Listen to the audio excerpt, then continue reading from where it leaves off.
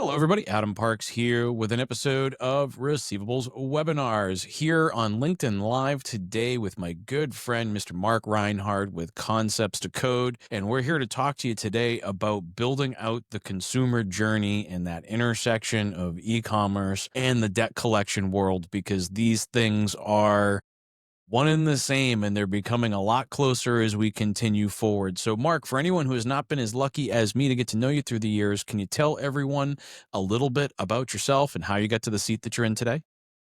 Yeah, absolutely. I've been, sort of in the software consulting business 20 years ago, doing projects all over the place, and somehow ended up in a collection agency. And I don't know exactly how that came to be, but one way or another, I got a good reputation in that one, did consulting work for another, did consulting work for another. And at that time, 15, 20 years ago, payment portals were not the norm. So I built out some of the first ones, at least that the agencies that I worked with there had it. I don't remember exactly what the time frame was, but at some point I decided I was tired of being a consultant and just picking up jobs all the time. And I decided I'm building the same thing for multiple companies. Let's make a software product and sell it. So here we are. I hired some employees, now do support, client relations, all of the above, and go to all the conferences and rocking and rolling in the collections business. So Well, it makes you the perfect guy to be talking with about the consumer journeys and what that ultimately means and what that starts to look like from a debt collection standpoint. So, why should our audience care about the consumer journey itself? What kind of impact does that have on their bottom? Well, I would say obviously the consumer experience is everything. The happy consumer is the more likely to pay consumers, the more likely to be the consumer that can talk to you, can work out a resolution, all of the above. It's if you were thinking only in terms of making phone calls, outbound phone calls, well, if the consumer's willing to talk to you, you're halfway there. I mean, Mhm. that is the big challenge. Getting people to talk to you, feeling comfortable talking to you, and feeling comfortable working out the arrangement. I mean, that is the journey. Believe it or not, there are other websites that sell stuff. And it I don't sounds know kind of, where they are, though. I know. But I think we've all been there where, you take a link to another site and I don't this, and it's amazing. You may not even be or consciously thinking that, but a comfortable feeling and the ability, knowing you can communicate and knowing if there's a problem, you can get in contact with a person or a chatbot or whatever it is. The experience is everything because someone's trusting you, trusting your company, putting their credit card information, putting their banking account information in. You want to make that as easy as possible and as comfortable as possible.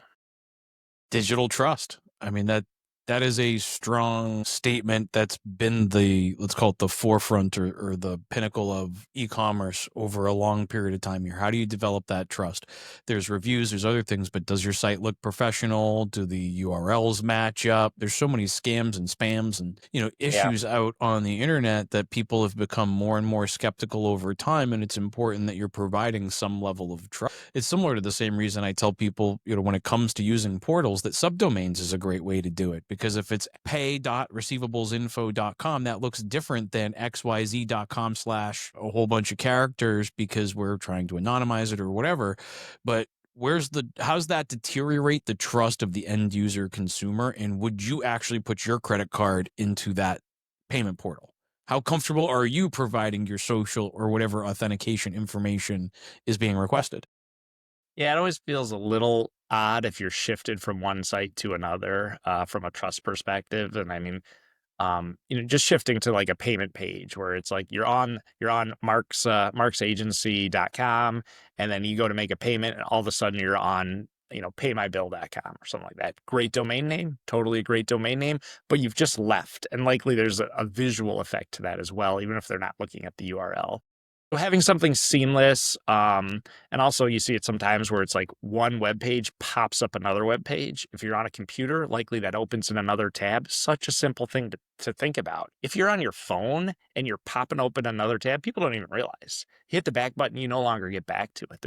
And I mean, that is such a trivial thing where it's really important. I was just on this page, I got to a payment page, and I can't even get back to the original page, something that doesn't feel quite right. So you want to evaluate the user experience. And I tell everyone who's engaging in one of the portals that we're building for them, go in and make a payment. You can ask us all the questions you want, but go be the consumer. Do it on your computer, do it on your phone, definitely do it on your phone and have that experience. And if you struggle to navigate or to pay or to figure out what options you have, then go back to the drawing board and let's work together to figure out why that is. Because if you can't do it, you shouldn't expect the consumer to do it. And if you have questions about your own site, it means you're not looking at your own site. You should be aware of what you have, what options you have. And if the consumer calls you up, you definitely want to be able to help them. You ask the question, are you a consumer in your own system? Because the email, the text message that you receive, if you received that message, right, whatever content you're initially starting with, what would your engagement be as a consumer? Or give it to your kids and ask them what their engagement in it would be, right? If you feel like you don't or you use computers in a different way, you're a power user like one of us, sometimes it's better to get that other perspective and hand it to someone who doesn't do this for a living and say, how hard you got this text message, what would you do? Yeah. Would you go and look up the name of the company? Does it have the full name of the company? Is there going to be some abbreviation? And if I go Google that abbreviation or even the full company name, what am I going to find? Am I going Yeah. to find the organization I'm looking for, or am I going to find an ambulance chaser trying to convince the consumer to sue over a legitimate debt? Yeah, and I mean, you're in like the SEO world, so I mean that's a big part of it and sort of a separate part, but you got to think about that as well. Someone gets an email or a letter or even a call with the name of your agency on it. Throw that name in Google, what comes up? And you may not have full control over that. You can work at it and chip away at it, but that's part of the experience. I got a call from a company I don't know or a phone number I don't know. If you're calling people from a phone number, if that phone number doesn't go to your website, you've got a problem. It's a very unique number. You should be the top match. Work to get that out there, and you can get out there. You know more about this than I do. But by putting that number on your site, you want Google and Build Bing a or page whatever to pick it specifically up. for each one of those phone numbers to achieve that top ranking. And that way you can establish yourself in the search engines. But even SEO has changed dramatically in the last 6 months. Our team is currently experimenting with LLM.txt files and some of the different things that we're capable of doing to not only communicate to Google and Google search like we have been for the last 20 years, but how are the LLMs starting to play a role in this search? I did an exercise with some of my new team members the other day where we were talking through a process, and we talked process very much like this. And the first thing I said was, okay, if you had to figure this out, if you have to research this, where are you going first? And I got very different answers. One person was, hey, I'm straight to ChatGPT. One person's I'm straight to Google. Another one's saying I'm using Perplexity and other tools.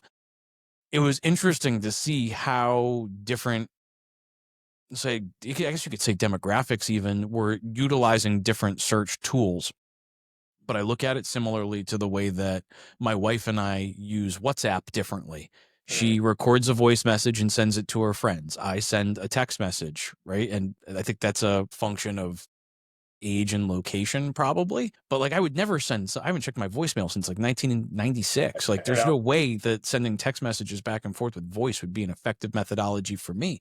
But for her, it's an everyday occurrence. It's an every, hour occurrence. Like that's the mode of communication she chooses.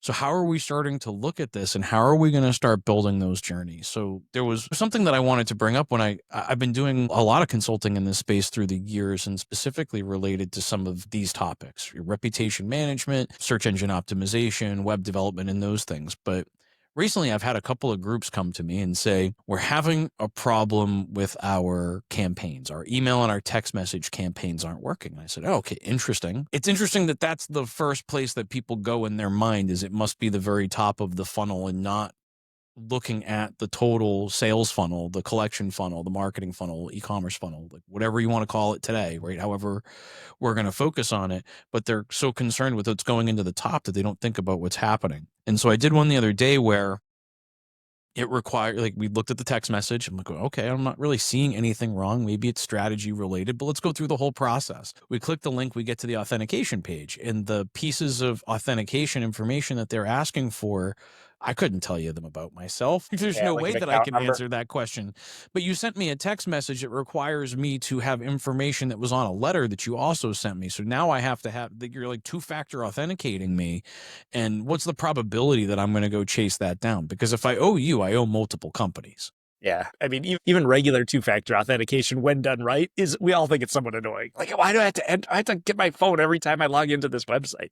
And we all understand, but if it's a burden on someone, and what you're explaining is it's not just having their phone, it's having a piece of information like an account number, file number, reference number, whatever you call it.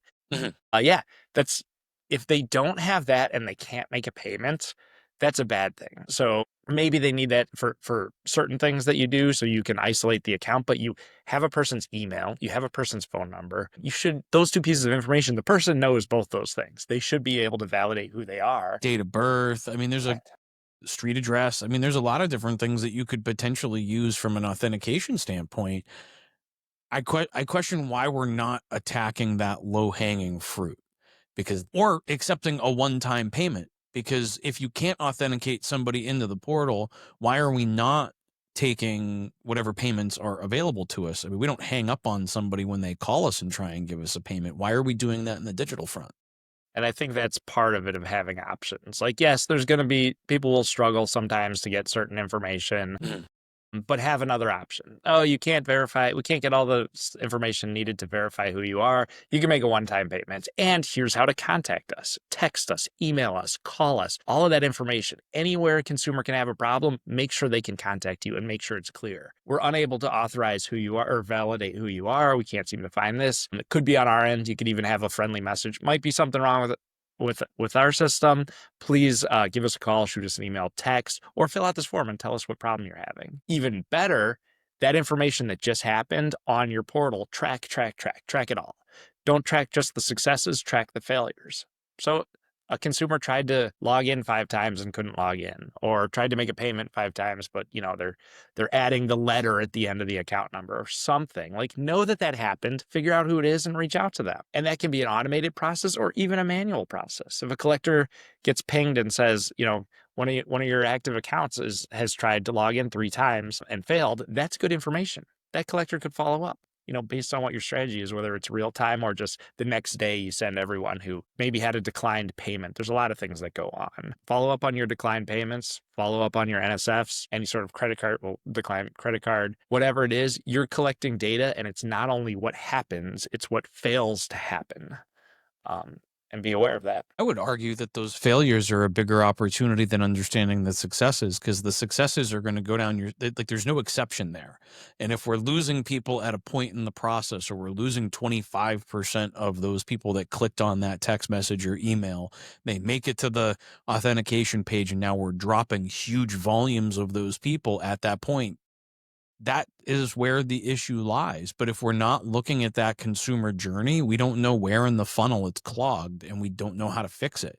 We just assume. My initial reaction was, okay, let's start at the top. We got to think about, how are we sending out these text messages? Who are we sending them to? How are we cleansing this data? What content is going into these messages? But I'm not even looking, none of that matters. So all of the money that organization is spending sending out the emails and the text messages is ultimately doing zero for them. It's literally doing nothing. And as we're talking here, Mark, I also want to encourage our live audience today to leave any questions or comments in the chat. I'm monitoring that as well, and I'll feed those into our conversation. We have a lot of different things to talk about today, but I want to make sure that we are answering the questions for anybody who's watching today as well. But Mark, let me ask you this. Where do you think within an organization like a debt collection agency that challenge is stemming from? Is that just, let's call it, outdated compliance methodology? Is it a technical limitation? Like, where do you think within the debt collection organizations that challenge is originating from? So that's a difficult question because there's a lot of different buckets that people fall into. Fair. I think with the smaller agencies, technology or budget might be the issue. And it's the other end of the spectrum of some of the larger agencies collecting for, some more stringent clients have a lot of rules, and, your emails must say this, or your text message must have this super long disclosure, which just doesn't make sense for text messaging. And so they're kind of fighting what their clients are asking for versus what makes sense to a good experience. And that's a tough conflict. I mean, that's what you got to do as an agency. And part of that is educate your clients, this is what we need, or maybe the person on your team who's the compliance team. And for smaller companies, it's really about the opportunity to explore different options. They may not have a dedicated person to evaluate or manage certain software products, and they might put someone on it who's just not full-time, that's not their main thing. Or a collection manager is the one building up their text or email campaigns. Well, that collection manager is really it's not their primary concern. And strategy is so important. So if something's not working, change it around. If it is working, figure out why it's working and do more of it. But there's a lot of back and forth, but it is, I say this sometimes, most agencies have access to the same resources. It's up to them if they use them or not. But what really differentiates agencies is their strategy.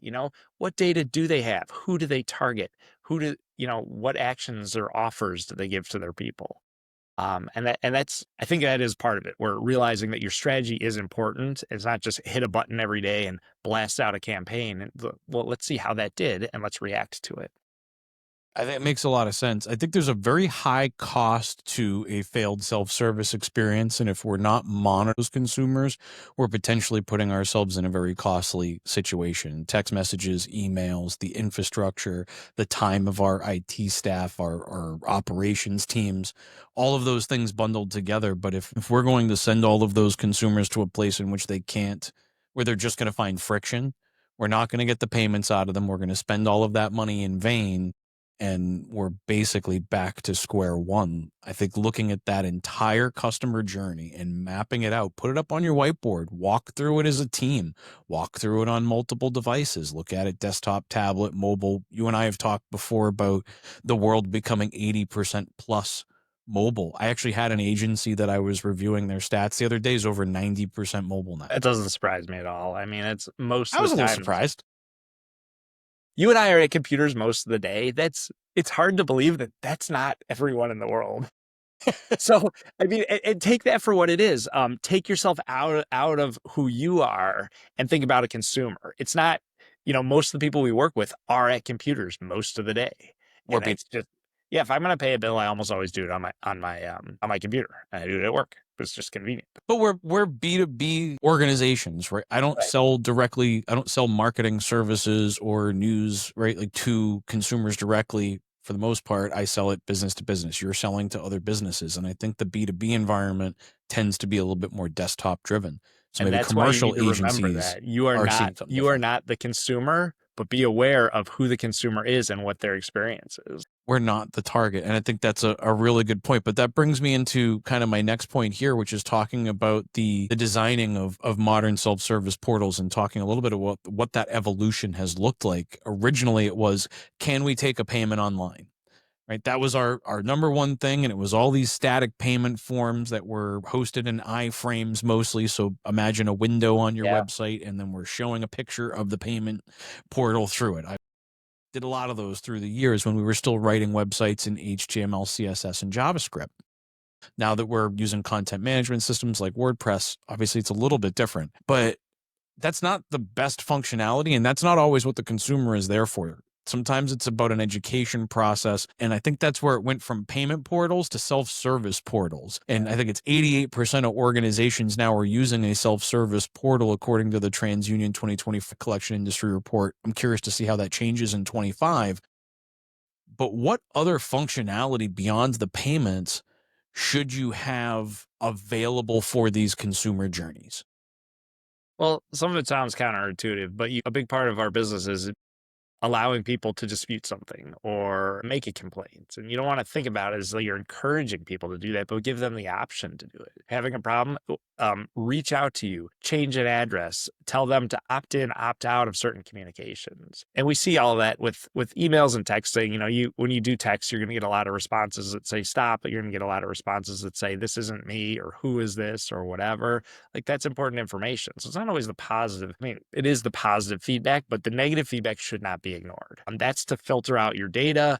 That's to stop pursuing things that are dead ends. And then we even We allow sort of people to build custom forms. So if they want to have any information that we didn't think of, they can pick and choose. What are you prompting them for? Do you have an attorney representing you? Fill out this form, and you make certain things required. Any information they would want to provide to you. If you want them to be able to upload documents to your site, do you allow that? But it's a communication mechanism and not just a payment portal. When you call someone, you are communicating with them. You're talking to them, you're listening to them. It's a little different on a portal, but at the end of the day, the objective is the same. Allow the consumer to feel like they have communicated with you, be heard, and hopefully pay. Does giving them more control over their experience, giving the consumer more control, increase the likelihood of getting a payment? I think so. It certainly targets your audience a little bit. It gives them more control, more trust, and I think giving them different options is important. Can't pay much today, but you can pay a smaller balance. Is that an option? Versus, sometimes we get a bill in the mail, you click it, you might be only able to pay balance in full. And normal bills don't come with settlement options, which is something in our industry. So you can't pay it today, or maybe you can pay it today. Can we encourage you to pay it today by giving you a discount of a certain percentage? And that's an option that may be appealing to a consumer. Oh, you can't pay it today. That's all right, but we can take $100 a month for the next few months or whatever it is. Giving them that options, and that option feels like control. And it is control. No one's demanding that they pay right now every single cent. You're presenting them with different options, and that ability to choose that is the control. I like that methodology. Now, as we talk about managing the workflows and understanding those experiences, it's been, as someone who develops websites for a living and only for the debt collection space, what should the expectations of a collection agency be for seeing the analytics and the understanding of what's happening within their portal? Like what should be standard for them? Like what should their expectations be? Because I think there's a gap between what people have today and where their expectations really should be. I mean, the expectations, one, are to get the data, know what's happening on your website. So every person that's there's some data on. Yes, it's possible someone went to a library computer and Googled your site and never went anywhere else. There's not much valuable data there. But likely people are returning, they're authenticating, they're looking at their accounts. If they're not authenticating, they're entering some information to make a payment or some information to send to you. Tie that back. So you should be getting everything that happens or like I said earlier, doesn't happen. And what doesn't happen is a failed payment, a failed login, a failed form being filled out. If they want to fill out their attorney representation, but they don't have their attorney's phone number and your form's not allowing them to submit it. You should know that and collect as much information as possible from your site. It's like we talked earlier about voicemail, which is not like a personal thing that's used as much anymore, but people want to leave information when they're reaching out to you. And if they can't make what they want to do complete, they want to provide information and say, I can't make this payment. I can't make this payment tomorrow. Can you schedule it for next week? It's up to you what to do with that information, but you don't want that information to sit there and then you get it 3 days later. And same thing with payments. You want to get your payments almost immediately, if not immediately. You want to get the failed information into your CRM immediately, if not almost immediately. And then other information you should be tracking, like the email activity. If you're sending emails and those emails are being opened multiple times, you have that information. Put it on the account. The collector can see this is an active or inactive consumer. Outreaches, text messages, did they ever reply? So all of that information going out comes back in, and it should all be visible to you as close to real time as possible. I understand it's not always immediately possible. But you're playing detective. And you need all of these clues and combined all of these clues for you to draw conclusions. I think that's a pretty reasonable thing. My challenge with some organizations has been actively engaging with any kind of analytics because so many companies across our space are just flying blind as they're going through the portal experience and they have no idea what's happening. We're trying to build analytics back all the way to Google and say, okay, text message happened. When did they find us on Google? How are these things flowing through? Where are we stopping in authentication? But if you're able to provide those reports for what that authentication, those failed authentication attempts, I think is one of the pieces of gold. Because if somebody's trying to get into that account over and over and over again, most likely it's the person who owes that account.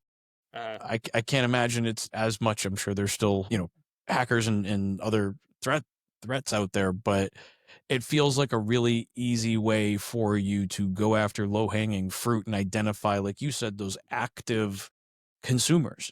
A consumer who's active in their account. And as we look at the different personas, and I would encourage people to take a look at the article that I released a couple of months ago on the 8 personas of consumers in debt collection and trying to understand their motivations.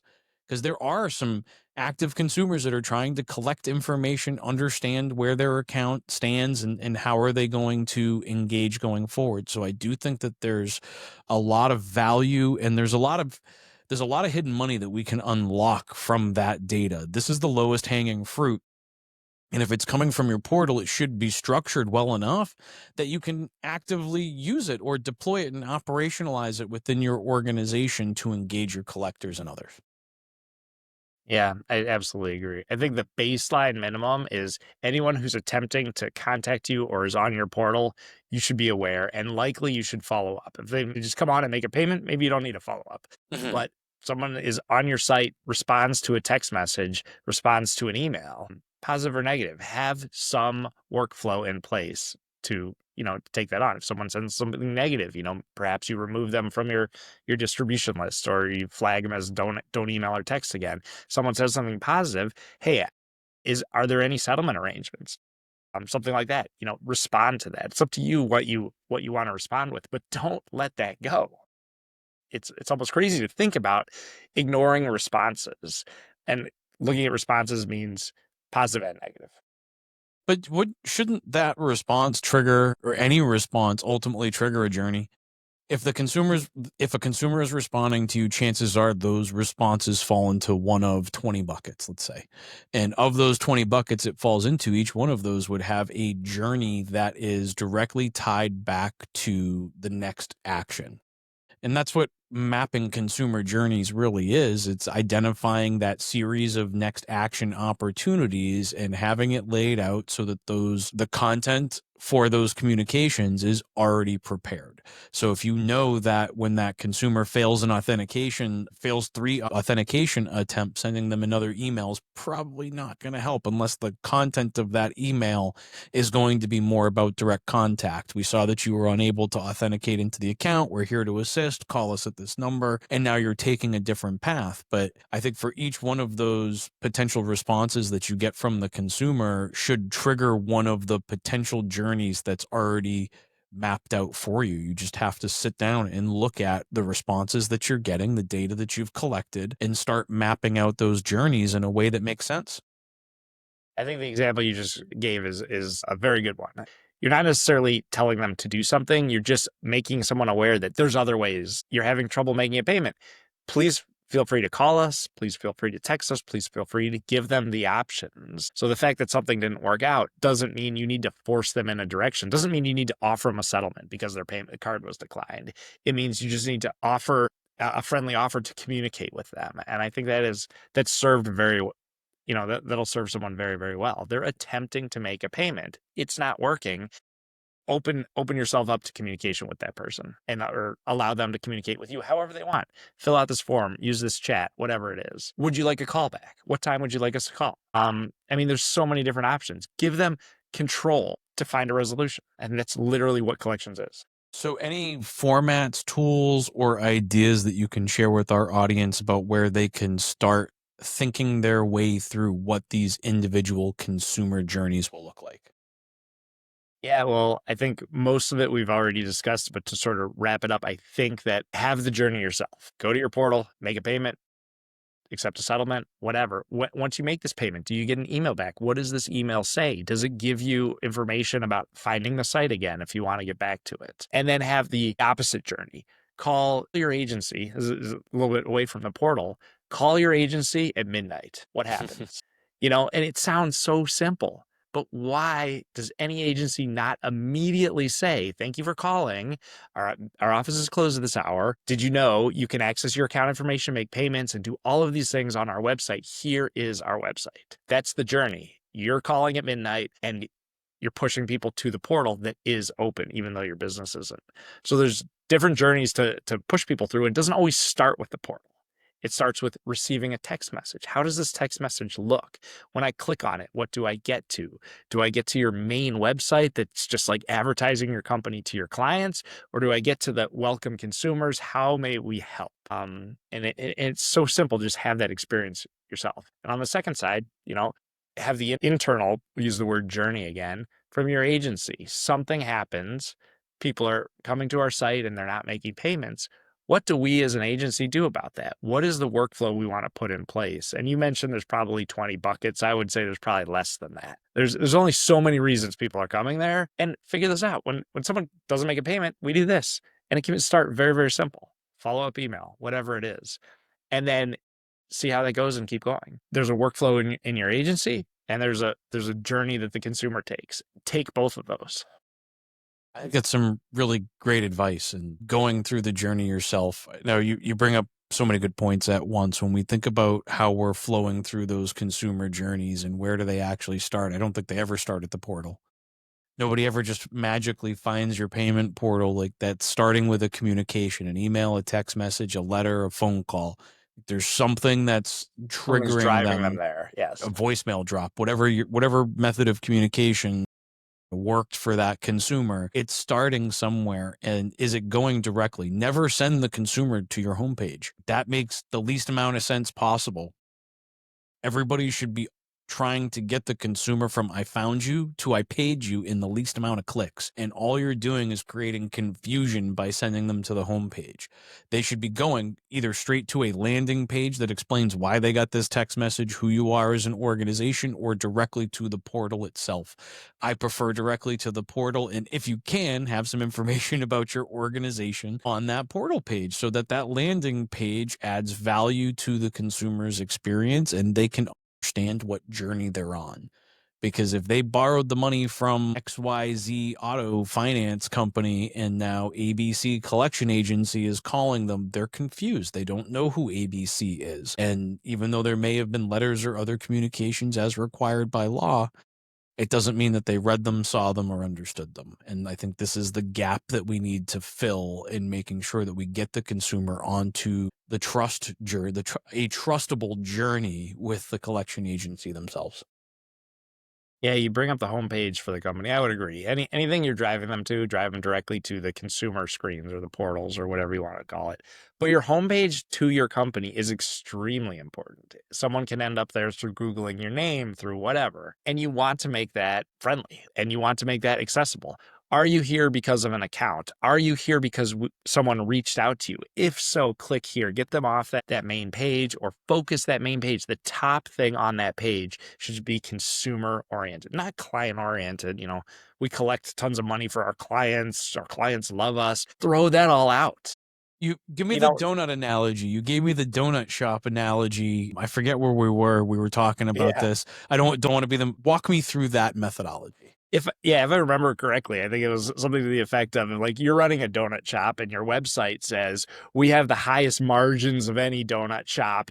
Our investors love us. Who the hell cares? You want your website to say we have the best damn donuts. Come buy a donut. You can smell them a block away. Like your consumers' first priority is your consumers. The investors are not going to your website. The accountants are not going to your website. And if they are, they're not expecting to see stuff tailored for them. I think most agencies have got around that. But remember, you're here to help the consumer. That's the number one thing they should get the impression of when they go to your site. And if you have a million things like we collect, auto, healthcare, blah, blah, blah, blah, blah, blah, whatever, get that off your main page. That's not what the consumer wants to see. They want to say, we're here to help you resolve the situation. We offer multiple payment methods. We offer many ways for you to communicate with us. Our number one goal is to make sure we can help you. That should be your website right there. Creditors want to know what the consumer experience is going to be. That's what the creditors want to see. We've been talking to a number of creditors over the last couple of years to where it's become like the CSAT scores are just as heavily weighed as performance data and how well are you collecting as compared to the experience that you're providing those consumers. And, at first I thought this was kind of a modernized fintech approach, but you're seeing it across all of the types of major banks now. And I think it's just become the new wave or it's called debt collection 3.0 at this point, right? Like that's the next iteration of our industry is in that crossover to customer service, which also explains when we look at how collection agencies are diversifying their businesses in 2025. A lot of them are looking at customer service BPO type roles for other companies, whether it be phone sales or whatever, because they're really good at building out these call centers and managing call centers in highly regulated environments, because debt collection is an extremely highly regulated Yeah. environment. So like they've developed that skill set, but I feel like that crossover early on, there was a couple of groups that were really great at it. I'll give a shout out to Larry Costa at Capital Management Services, who I think really saw that probably 10, 15 years ago, that transition was starting to come and started moving more in that direction. But now it's become overtly clear that is there's really not a difference between customer service and debt collection anymore. And where the portion that is different, I think, is becoming e-commerce. Yeah, just the ability to make different options of payments. I think that's mostly it. Servicing the accounts, it's less of it's more of a servicing platform these days than it is active collections, but I still think it requires the deep understanding of how to collect. If it was that easy, if it was just customer service, the banks would do it themselves, right? All of the creditors would do it themselves. They still require that specialized knowledge and someone who's looking deeper at this distressed consumer and helping to build out these journeys, both digital, both online and offline, in order to assist these consumers through the resolution process. Yeah. I mean, that's a very good point. Like if you just think like calling people up and getting people to pay their money is like a very simple business. Like, yes, every company would do it themselves, but this is an entire industry based on the fact that that is a difficult process and it requires a lot of focus and it requires you to adapt to a whole bunch of rules, regulations, things based on states, time of day, whatever it is, all things that like you don't really think about as a general company as just as far as how you can outreach or reach out to people. And that's really what sets the industry apart is their ability to focus on that. As the regulatory environment becomes more complex and we look at data privacy on a state by state basis, potentially artificial intelligence rules on a state by state basis, I think the business is going to become so complex from a state to state perspective that we're really going to need the e-commerce functionality in order to comply. As the web of requirements continues to become more and more complex, online collections like the digital channels and self-service technology seems to be one of the best ways for us to address that without sacrificing performance. Any thoughts? Yeah, I think you're right. I think a lot of the state by state stuff is tedious from right down to the most obvious example, which is just disclosures. Mhm. If someone called up and you said we're here to help you, first we need to read these 3 pages of disclosures because we don't know what state you're from. You would have a 0 payment, 100% sure. But if you say, click this to say that you understand and agree and move on, I don't want to say that you're making people not read it, but the reality of the world is we all read disclosures all day long. Or we all skim by disclosures or don't even look at disclosures all day. It's part of it. It's a requirement that doesn't make sense in a real life situation, but that doesn't mean it doesn't exist. When you sign onto your iPhone, you got a 90-page agreement. Not one person listening to this, or there's possibly one person in the world that's read it, the lawyer who wrote it. I don't know. But we don't want to think that that's like something to overlook, like we're trying to do something mischievous. It's just the reality. You're forced to agree to something that no one is going to read. We realize that. Let's make it easy so that they can read it if they want to, but also it's not a burden for them. Even sometimes when you have to scroll all the way to the bottom and then check the box, like that's very annoying. Sometimes it's not even obvious that you have to do that. And if you don't have to do it, don't make people do it. It's very common to check a box that says you agree to something. It's very common to provide links to other sites that have your disclosures. And unfortunately, we have maybe more than other industries, but there's ways to make that experience less cumbersome. I agree with that statement. I find it to be interesting when we look at all of these disclosures to whoever has actually read through the 20 pages of disclosures that have to be on these various sites. I also look at it similar to the way of the cookie situation that's come up over the last, let's call it 3 or 4 Don't years. get me started on the annoying I cookie look, props. every single site that you go to now, you're having to say, yes, I accept or I don't accept those cookies. I mean, you can block that from your browser too, having to put that on every individual website versus allowing the user to manipulate it through the window in which they view the internet is confusing to me at best. Yeah. The cookie things are sometimes on your phone too, they take up half the window. You can't quite figure out how to close them. It's like, don't put stuff that gets in the way. If you have to have it, you have to have it, but have the experience and figure out if it's cumbersome or not. Well, that's the journey that we're talking about. If you haven't gone through your own website journey and this thing's taken up half of it and your ADA button is taken up the other half, what is left on your screen in terms of the journey itself? And not just from the big phones, right? Like I may use a max size phone, but the next person doesn't. So what is that experience like from, let's call it an average device? And there are websites that you can use. There's tools that you can use online, even browser-based tools that'll give you that experience across multiple devices, across multiple browsers even too, because the experience that you get in Chrome versus Firefox versus Safari versus whatever Microsoft's is today, Edge, it could be slightly different and it could be interacting a little bit differently. So it is important that we go through all of the various options for how are we engaging with that? What window are we viewing the internet through, right? There's the device and then there's our browser, and understanding what window we're going to view it through and how secure or comfortable we are with that particular browser. But as we come into our final time here today, I also want to talk to you a little bit about the API integrations and kind of demystifying the buzzwords. API is something I feel like I heard somebody called it an appy the other day. So I just want to, I want to directly address with someone who has has actually written these tools and is passing this data back and forth with the systems of record. Can you talk about the different connection methodologies for an organization to connect their portal to their system of record? What does that ultimately look like? Yeah. So first of all, API is called stands for Application Programming Interface. I personally have never called it an API, but I must say I kind of feel like you're correct. I wasn't even mad. I just I was don't like, even know how okay, else I you think would we have say to it. define this. So I'm going to say that that's okay, even though I don't think it's that common. I'm good with it.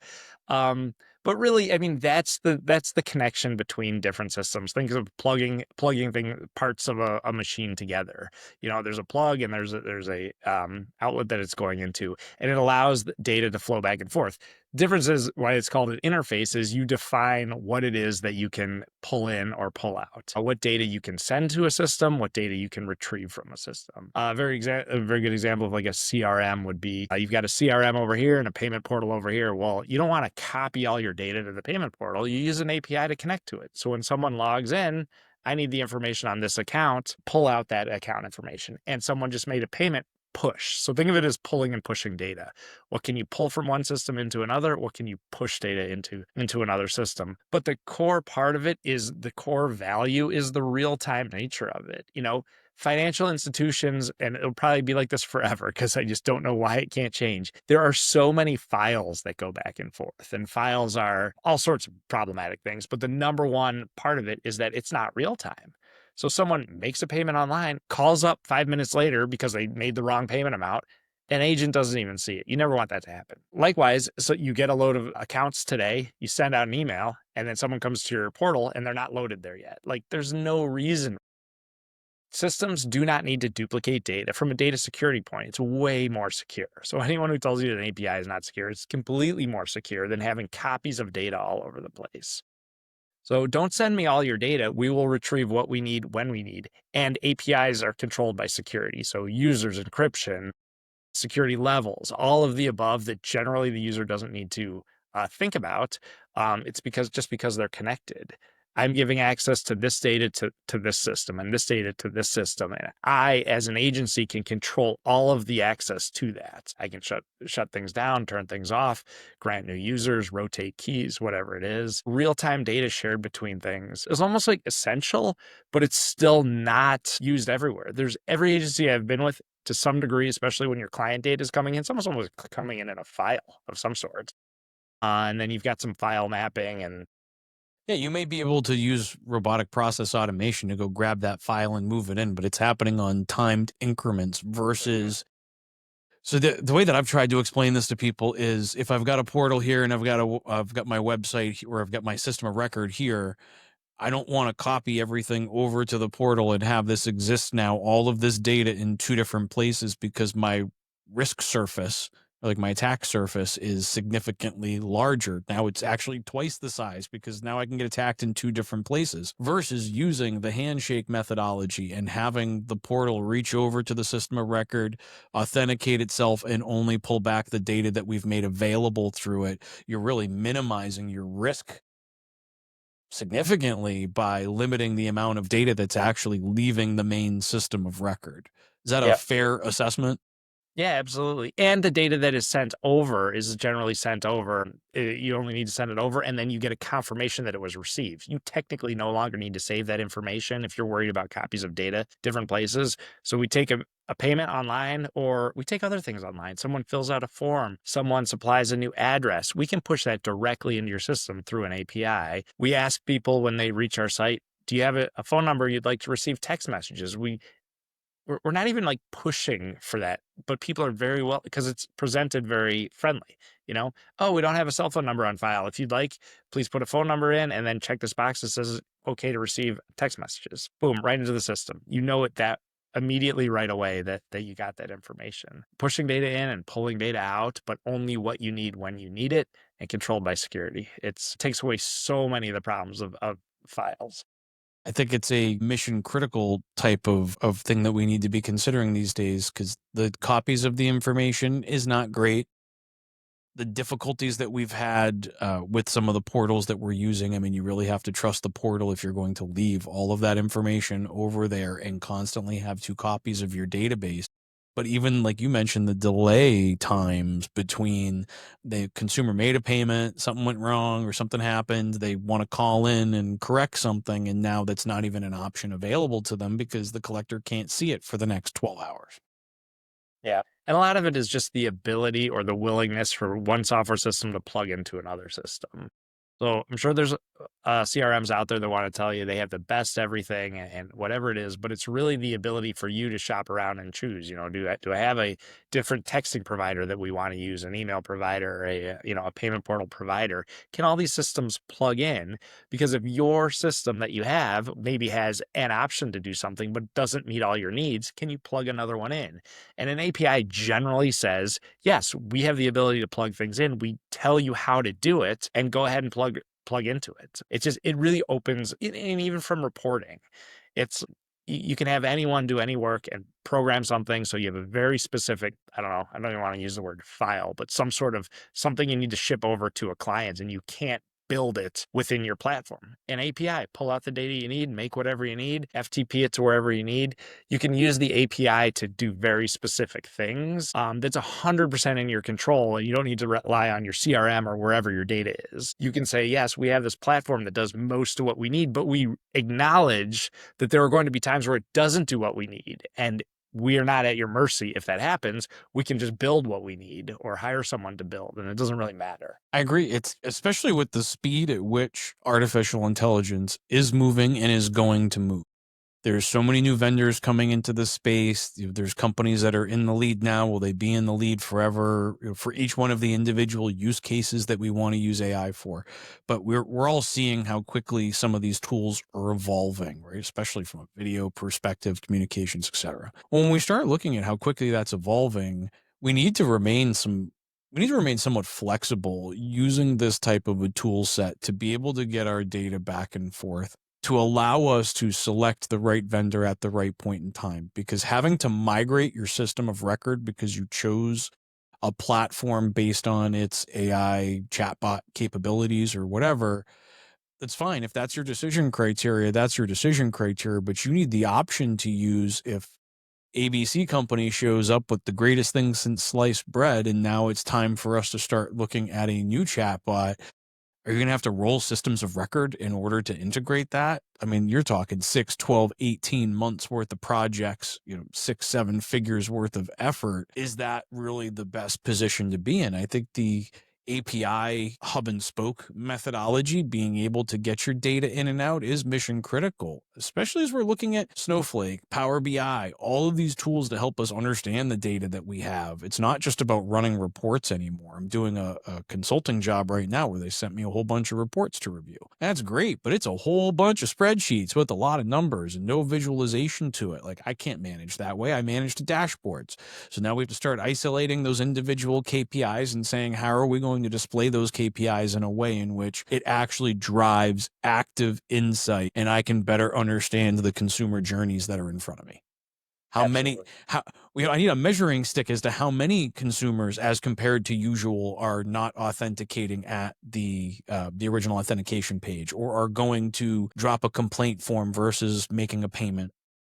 But if I can't see that visually, or if I can't trigger it directly through the APIs to drive the next action with my collection team, I'm going to find myself losing opportunities here. And it's not just opportunity cost, it's the cost that you had to engage that consumer to begin with.